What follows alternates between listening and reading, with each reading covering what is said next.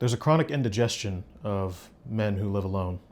That's a quote from East of Eden by John Steinbeck. I was reflecting on that as I was thinking about what it means to become a lifelong student. There is a culture in the United States of once one finishes their schooling, there's no need to continue being someone who wants to learn. In fact, there's a word for people who like to learn called autodidactics. These are people who go out of their way to learn new skills. And these skills are often hard earned, but to become a lifelong student takes another layer of autodidactism. It takes a certain type of humility, a humility that you always want to be on the receiving end of some information that could benefit you on the path to mastery. We're going to take a look at some book quotes around this subject. A farmer can't think too much evil of a good farmer. Becoming a farmer is something that requires a person to be working with nature and opposed to nature. You're convincing nature, persuading it perhaps, to do something that might be unnatural through the use of fertilization or artificial watering, but it's still largely out of the farmer's control. Things like droughts, locusts, just bad seasons in general, can harm a farmer. But there are people who have green thumbs, people who seem to be able to get harvest out of any season. These are people that, as it said in East of Eden, you can't think too much evil of a good farmer. A good farmer figures out how to make the crops work for them. They understand the flows of nature. They're a student of nature. So moving over to Deng Xiaoping. Deng, during the Four-Modernization period, after he visited Japan and started the normalization process with the United States, when he visited the US, was really interested in visiting production facilities, not consumption, kind of show me your arts facilities where people consume American culture. He was interested in factories and space facilities. And I think this goes to be said for the student practice as well. Being a student is about producing at some level. You need to be able to take what you've consumed and convert it into your own understanding of a thing. Imitation leads to copying. Copying leads to innovation. There isn't a direct path to being able to create something from scratch. So to be able to do something, you need to understand it. You need to see it being done. This is how our brain works. Another note about Deng. Him climbing Yellow Mountain at the age of 75 with a walking stick proved his vitality to his people. I think that when it comes to being able to convince a group of people that you are their leader and that you are able to do and have the energy that you need to fulfill your goals, taking on arduous tasks, taking on these eventful experiences give you a certain sense of latitude, a certain sense of humility, appreciation. Deng walking up Yellow Mountain was connecting him to the historical nature of his country. For you as a student, for me as a student, that could be trying to understand more about where we live, trying to understand more about the nature of our economies, of our families, of our communities.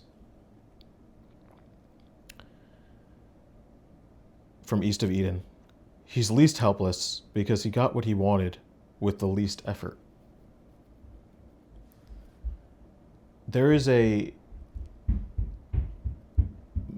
martial art style to judo, which on paper presupposes that people will be able to use the momentum of their opponent against them.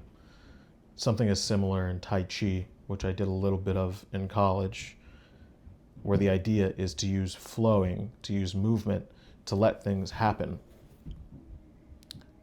We often think of people as being able to help themselves if they can pull themselves up by their bootstraps, or to create something from nothing, or to be a force of nature unto themselves.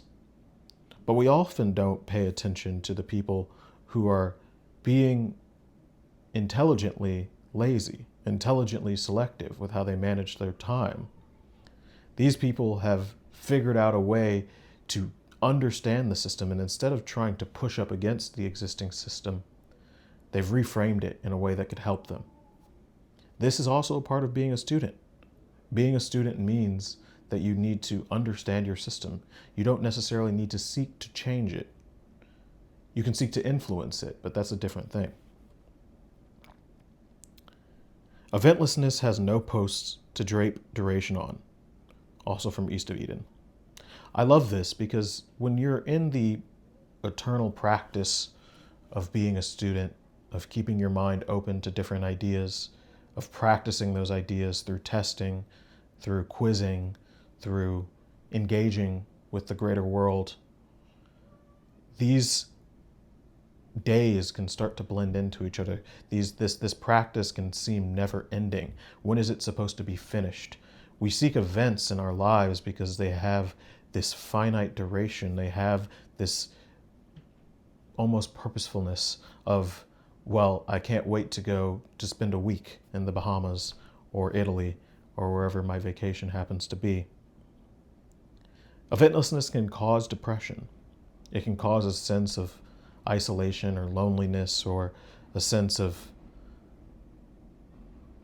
listlessness. But I think used correctly, eventlessness can also cause your life to slow down in a very healthy way. If you're willing to engage with your disciplines, if you're willing to practice them at a deeper level, you can access a level of peace of mind, perhaps. A level of trust within yourself to be able to tackle hard abilities, or tackle hard practices. And then duration becomes secondary. You don't need time necessarily, you don't need memories, because you become focused on what the practice offers you on a daily basis. You become focused on what it means to exist within your practice and exist alongside your practice. Isolation can be caused when people won't show respect for an idea that you have. It is important to get external recognition. When we're younger, we have schooling and different career paths. We have mentorship. These external people tell us that we're doing a good job, and maybe that's the case in that particular organization, but can you supply that to yourself? Can you create a part of yourself that is a teacher and a part of yourself that is a student? And can you maintain the boundary between those two? It's more likely that you would fall into madness or into romantic imagery when you hold stubbornly to an ideal, to an idea that is harmful or keeping you from flourishing. I think it's easy to justify, it's easy to get trapped in a justification loop where we want to believe that if we just do something right, then the right thing will happen to us. But the thing about being a student is knowing that right never really fully comes. Perfect never really fully comes. There is just the practice. There is just showing up and doing it again and again and again and again. Leave achievement to others. This is an idea from Existential Counseling. All of the books will be listed in the description below. I liked this concept a lot, to leave achievement to others. There is a weight that comes from being a person who, especially in the first half of your life, is trying to make something of themselves, to trying to become a person in which you're important to your community, in which you're important to, you feel that you've achieved some level of status, that your goals are just guarantees as opposed to possibilities. But that's stressful, because what if the world is against you? What if the world won't let you achieve those goals? What if those goals aren't meant to be had by you? Is it okay to leave your dreams of being a Hollywood actor to a Jacob Elordi or a Timothy Chalamet? Is it okay just to appreciate that there are athletes out there like LeBron James or Stephen Curry if you're not one of them? Accepting reality is accepting limitations, and these limitations aren't necessarily a bad thing. They're boundaries upon which our freedom can be felt. Maritime versus local law. This is from The Shipping Man. And I wrote down, in its relation to being a student, the lack of oversight versus external motivation. When you have an external system, again, a teacher, a mentor, a schooling situation, something that is allowing you to see through a feedback loop how you're performing, it's easier to grow. I do recommend, myself included, whenever you can find a good mentor, you should go and seek out a mentor. I'm in Japanese classes right now because, of course, I could be learning purely through an app because those are available these days, but self-learning has limits. Self-learning is best applied when you do have some master that is able to correct you on your feedback, to kind of give you an external representation of where you might be going wrong and help you to improve.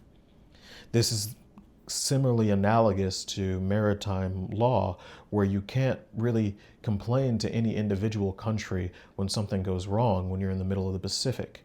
Whose fault is it? What flag do you fly under?